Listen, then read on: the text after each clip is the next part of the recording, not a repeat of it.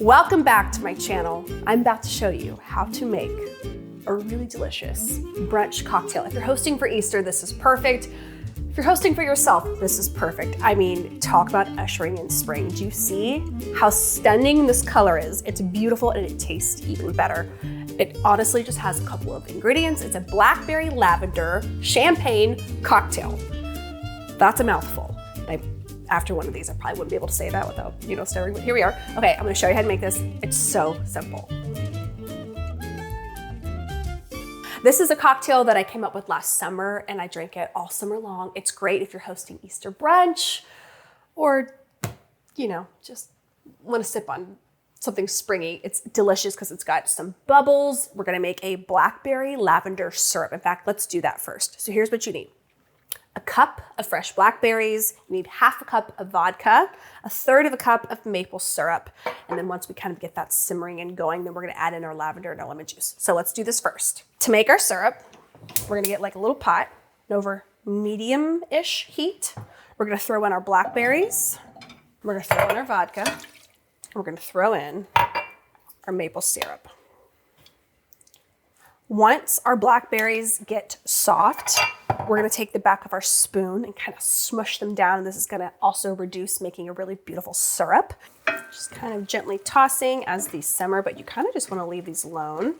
For the most part, stirring just ever so often because we want these to get nice and soft so we can squish them. So as you can see, the blackberries are getting nice and squishable. I'm just going to gently press with the back of a spoon. It's looking good. Just gonna kind of get a few more in there, and I'm gonna go and add in my lemon juice. So I'm taking half of a lemon. I'm doing a teaspoon of dried lavender, and then with my lemon juice, just gonna let this reduce for another minute more, and then I want it to completely take it off the heat to let it cool. But you can just smell, oh my gosh. This is beautiful. It creates such a beautiful color in your glass too. Just gonna put some of this beautiful blackberry syrup that we just made into a little dish. So we want this to cool completely before you put it in your glass because it might shatter. In the meantime, grab whatever sparkling wine you're going to be using that day. I'm using a Cremant d'Alsace. I like using this particular sparkling wine because it's just not as sweet as, say, like a Prosecco. But if you want to use Prosecco, you use Prosecco, baby, that's fine. I'm just using this because it's a little bit more dry. Now, believe it or not, she's normally really good at opening up bubbles. Now watch, I just jinxed myself and it's probably gonna shoot across the room, but that's okay. It's a sign of good luck. Okay. Or did I just make that up? One thing that my husband, Chris, has taught me when it comes to opening this is you always want to leave your thumb on the cage. I've learned this the hard way just a couple of times. And then as soon as you take the cage off, put your thumb right back on because this thing can come a-shooting sometimes. Okay, so I'm going to grab a dish towel and I apply pressure at the same time that I twist. Let's see.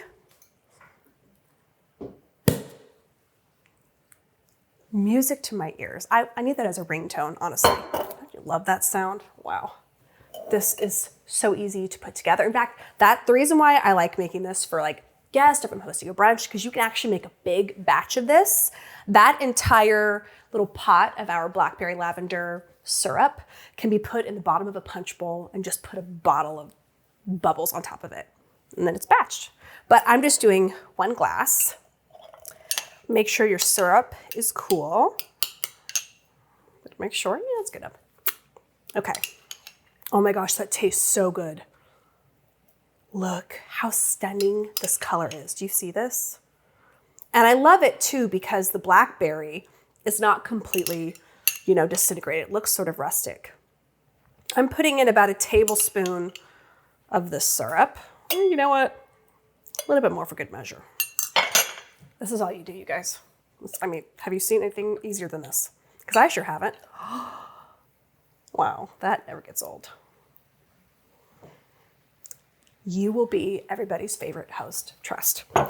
And then all you have to do once you pour this beautiful sparkling wine, I'm gonna add a little bit more to the top because I probably should have done this.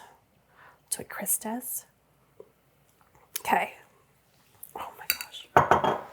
Once the fizz settles, we're just gonna garnish with a little mint sprig. Honestly, if you have edible flowers, that would also be really beautiful. And you could just be extra and take that whole thing up a notch, which I'm always about.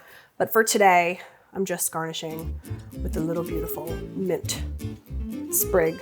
Hopefully she doesn't fall to the bottom. Do you see how gorgeous? Okay, you guys are gonna love this.